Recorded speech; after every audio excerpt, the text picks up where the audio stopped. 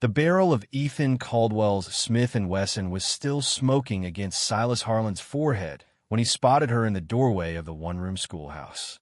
Victoria Langley stood there like a ghost from his rough-and-tumble youth, her auburn hair pinned up tight, but those green eyes, damn.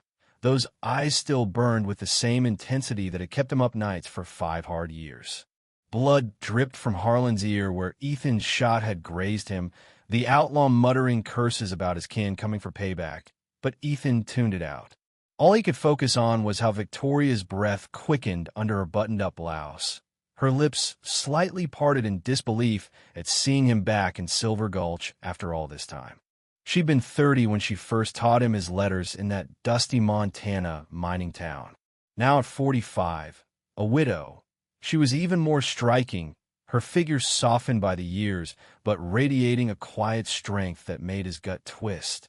The old forbidden crush he'd shoved down deep surged back like a flash flood in a dry canyon. What happens when a drifter comes home to stake his claim on the one thing society says he can't have?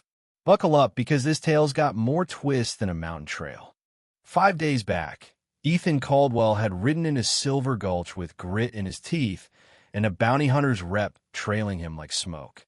The Montana Gazette had dubbed him the quickest trigger north of Billings' 9 outlaws and shallow graves to back it up.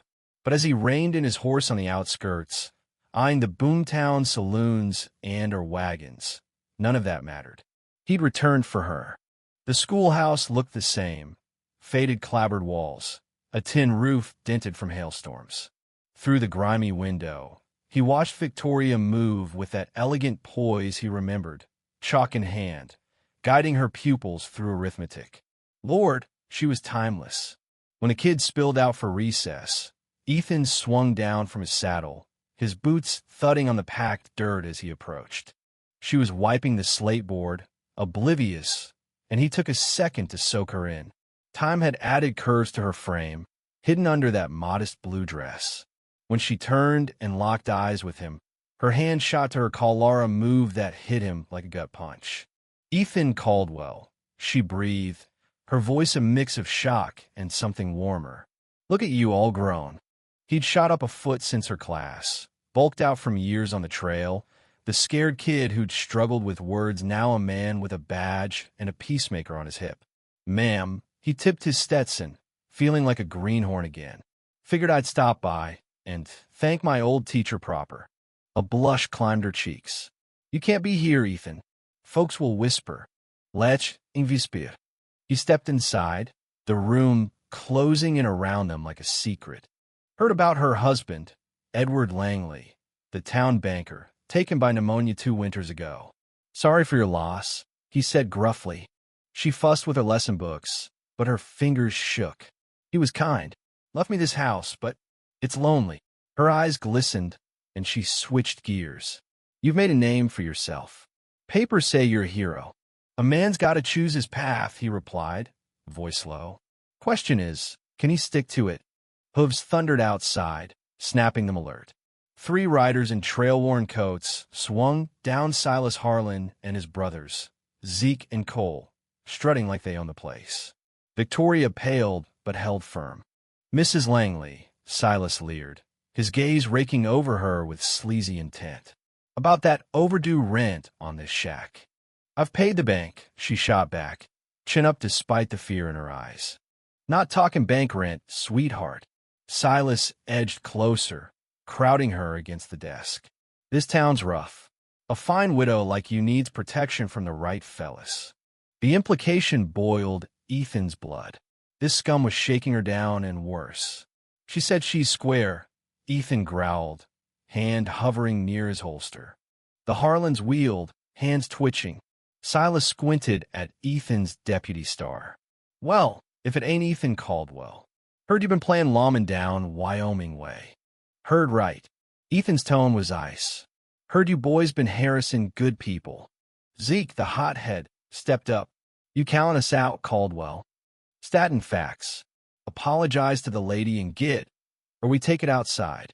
Tension crackled like dry lightning. Victoria gripped the desk, knuckles white. Silas drew first, but Ethan's revolver barked. shattering the outlaw's pistol from his grip along with a chunk of finger. Silas howled, clutching the mess. "Next one, center mass," Ethan warned. The brothers backed off, mounting up with threats hanging in the air. Turning, Ethan saw Victoria staring, all mixed with heat. "You're not the boy I knew," she murmured. "No, ma'am, I'm not." That night, a blizzard howled in from the Rockies, blanketing Silver Gulch in white fury.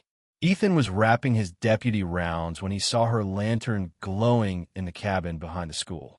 Her shadow paced alone, tugging at him. His knock startled her, but she opened the door, snow swirling in. "Ethan, in this mess." "Storm hit hard. The boarding house is full." He shrugged snow from his coat. She wavered decency versus decorum, then stepped aside. "Come in before you turn to ice." Her place was cozy, wood stove crackling, shelves of books, including the reader she'd drilled him with years back. She brewed coffee, hands unsteady, and when their fingers brushed passing the mug, sparks flew. She jerked back, eyes wide. "We got to talk about today," he said huskily. "Nothing to talk about. You saved me, I am grateful." But she wouldn't meet his gaze, hugging her shawl tight. He set the cup down. "It's more than that, Victoria, and you know it." She faced the fire, silhouette glowing. "I'm 15 years your senior, Ethan. I was your teacher. This town's gossip would crucify us. To hell with him." He closed the gap gently. "I've carried a torch for you since I was 20. Every showdown, every cold camp it's you I thought of." Her resolve cracked. She leaned into his touch. "This is insane." "Then let's go insane." His kiss ignited her, soft at first, then fierce.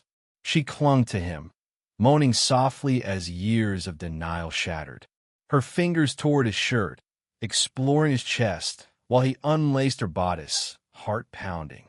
But as he eased her toward the bed, she froze at the sight of Edward's photo on the nightstand's stern banker in his suit, eyes accusing from beyond the grave.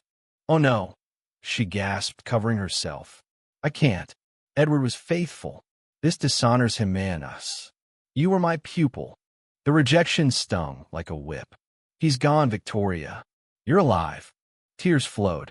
"I want you to be honorable, not ruled by lust." Frustration boiled over. "So I just walk away? Watch you wither here alone?" Before she could answer, gunshots pierced the gal trouble's call. Flames lit the sky, the schoolhouse ablaze, riders circling like wolves. "The Harlans," Ethan snarled, buckling his gun belt. "Stay put. Not hose are my kids' futures burning." She grabbed her cloak. The inferno raged, 6 outlaws whooping as timbers cracked. Ethan and Victoria snuck close behind a feed store. "They're drawing me out," he whispered. "Run for the saloon, get the barkeep to rally help. 2 men you'll die. Maybe, but not before I protect you." He kissed her hard. "Survive this, and we'll sort us out." She nodded, vanishing into the snow. Ethan stepped into the street, calm as death. "Come get me, Silas." The outlaws fanned out, cocky. "Should have minded your business," Silas yelled. Zeke drew. Ethan dropped him with one shot. Chaos erupted, bullets whizzing. Ethan diving behind a wagon, wood splintering. He nailed another, but took a graze to the arm, blood soaking his sleeve. Pinned down, weakening, he heard it. Saloon bells clanging, townsfolk arming up. The Harlans panicked, firing wildly. Ethan rose, picking off 2 more in the frenzy. When the dust settled, 5 lay dead. Silas surrendered, whimpering. Dawn broke cold over the smoldering ruins. Doc Whitaker stitched Ethan's wounds in his office. "Lucky, son. A few inches off, and your buzzard bait." Ethan eyed Victoria outside, sifting ashes, tears streaking her face. "She's blamming herself. Women do. But those snakes struck cause they're snakes. Build better from it." Mayor Donovan bustled in. "Caldwell, you're a legend, now 6 men alone. Council's offering you sheriff permanent position. Good wage and leeway on personal matters." He nodded toward Victoria. Ethan's pulse raced. "Leeway. Town's grateful. You court her right. Age be damned." We're rebuilding the school stone this time, keeping her on as teacher. Ethan found Victoria holding a scorched primer. This ain't your fault, he said. I let emotions blind me, put everything at risk. He pulled her close. Evil did this, but good's coming.